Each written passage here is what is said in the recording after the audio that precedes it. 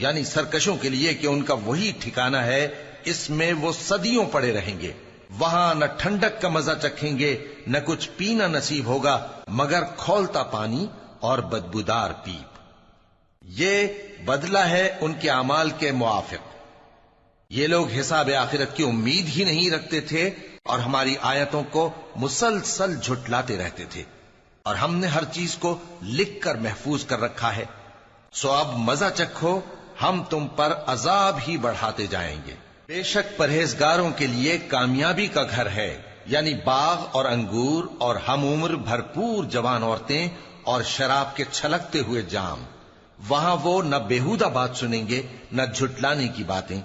اے نبی صلی اللہ علیہ وآلہ وسلم، یہ تمہارے پروردگار کی طرف سے صلہ ہوگا جو حساب کے مطابق انعام ہوگا۔ وہ پروردگار کہ جو کچھ آسمانوں اور زمین میں